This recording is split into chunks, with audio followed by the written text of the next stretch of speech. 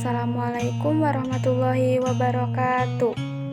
Sampurasun sadayana, tepangkeun abdi sareng rerencangan ti kelas 12 MP2 bade ngadugikeun tugas bahasa Sunda perkawis carita pantun anu judulna Munding Laya di Kusuma. Wilujeng nyaksikeun.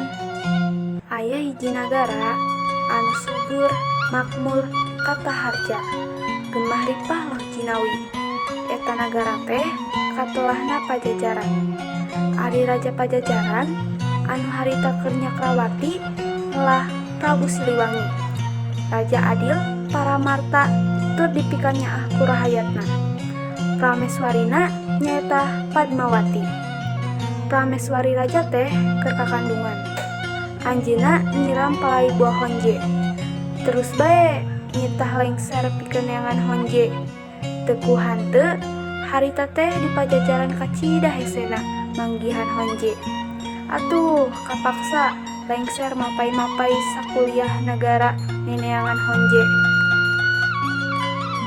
Sanggeus lila neneangan, akhirna lengser teh manggih hiji tangkal honje. Tapi pikeun menangkeunana, manehna kudu parebut heula jeung lengser nagara muara beres. Lengser muara beres oge sarua dihikeun neneangan honje pikeun Prameswari Raja Muara Beres nu sarua keur nyiram. Eta dua lengser teh tungtungna parebut honje. Nepi ka galunganana. Gelutna eueuh nu eleh, eueuh nu meunang. Sabab sarua bedas jeung saktina. Duanana ngalungsarnahna bakating ku capek. Antukna buah honje teh dibagi dua. Sabelah keur Prameswari Pajajaran, nu sabelah deui keur Prameswari Muara Beres.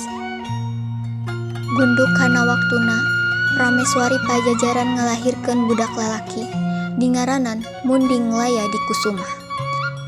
Ari Prameswari Muara Beres ngalahirkeun budak awewe, dingaranan Dewi Asri. Geus ditangtukeun ku Nu Maha Agung, eta dua budak teh bakal ngajodoh.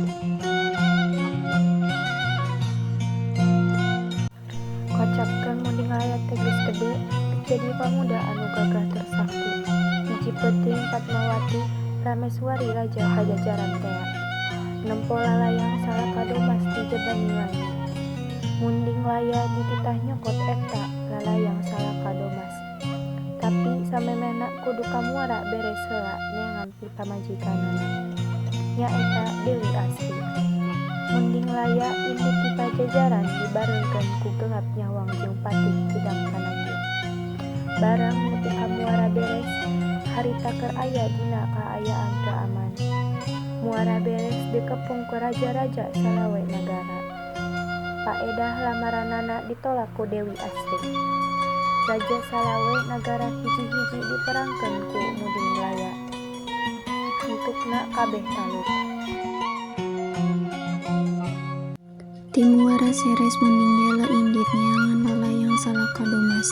Ari eta lalayang salakadomas teh bogana guriang 7, ayana di jabaning langit. Barang datang ka jabaning langit atuh derbay perang. Munding Yala direntok ku Yakasa Maruta. Jograng Kalipatung jeung guriang 7, tapi akhirna Munding Yala unggul sarta bisa ngarebut lalayang salakadomas. Tidinya mah Munding Yala teh turun ti jabaning langit, lalayang salakadomas dipasrahkeun ku bapana. Munding Yala kawin jeung Dewi Asri, teu lila ti harita Munding Yala di Kusuma dijenengkeun jadi raja di Pajajaran.